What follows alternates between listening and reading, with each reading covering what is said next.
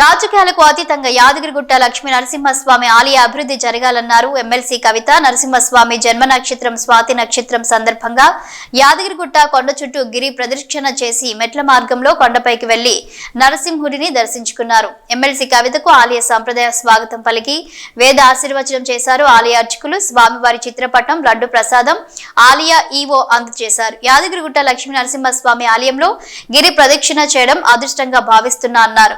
యాదగిరిగుట్ట లక్ష్మీ నరసింహస్వామి క్షేత్రం అత్యంత పవిత్రమైన పుణ్యక్షేత్రం అన్నారు. యాదగిరిగుట్టలో 5 రూపాల్లో నరసింహస్వామిని ఆరాధిస్తామన్నారు. తెలంగాణ ప్రజలందరి మీద లక్ష్మీ నరసింహస్వామి ఆశీస్సులు ఉండాలని కోరుకున్నారు. తెలంగాణ ప్రజల యాదగిరిగుట్టలో స్వాతి నక్షత్రం రోజు గిరి ప్రదక్షిణను చేసి మెట్ల దారిలో వెళ్లి నరసింహుని దర్శించుకోవాలన్నారు. ఎమ్మెల్సీ కవితతో గిరి ప్రదక్షిణ చేసి స్వామివారిని దర్శించుకున్నారు. మాజీ ఎమ్మెల్యే గొంగిడి సునీత, ఫైల శేఖర్ రెడ్డి, చిరుమార్తి లింగయ్య, గాదరి కిషోర్, బూర్ద భిక్షమయ్య తదితరులు.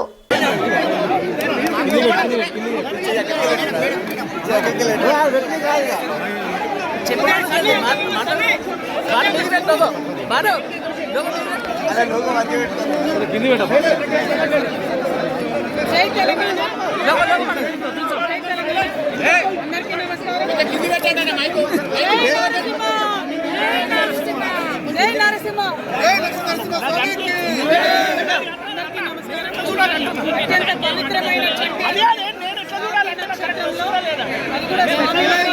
జన్మ నక్షత్రమైన స్వాతి నక్షత్రంలో గిరి ప్రదక్షిణ రావడం, యాదాద్రి లక్ష్మీ నరసింహస్వామి దగ్గర గిరి ప్రదక్షిణానికి రావడం అన్నది నా అదృష్టంగా భావిస్తా ఉన్నాను. మరి మనందరికీ తెలుసు అంటే ఆ స్వామివారి పాదాలు సోకినటువంటి అత్యంత పవిత్రమైనటువంటి రూపాల్లో కూడా మనం లక్ష్మీ నరసింహస్వామిని ఇక్కడ మరి ఆరాధించుకుంటా ఉంటాం. ఆ లక్ష్మీ నరసింహస్వామి గారి దయ తెలంగాణ ప్రజలందరినీ ఉండాలని మనస్ఫూర్తిగా కోరుకుంటా ఉన్నాను. మరి ఆ లక్ష్మీ నరసింహస్వామి వారు కేసీఆర్ గారితో ఇంత పెద్ద ఆలయం నిర్మింపజేయడానికి వారికి శక్తిని ఇవ్వడం, వారికి ఆ సంకల్ప బలం ఇవ్వడం అన్నది నిజంగా మన తెలంగాణ ప్రజలు చేసుకున్నటువంటి అదృష్టంగా నేను భావిస్తూ ఉన్నాను. మరి ఏళ్ళ తరబడి 100 ఏళ్ళ తరబడి నిలబడేటటువంటి ఇంత అద్భుతమైనటువంటి కట్టడాన్ని నిర్మించే శక్తిని కేసీఆర్ గారికి ఆ భగవంతుడు ఇచ్చారు. ఇక్కడ స్థానిక అంతా చుట్టుపక్కల గారికి మాతో పాటు వచ్చినటువంటి నవీన్ రెడ్డి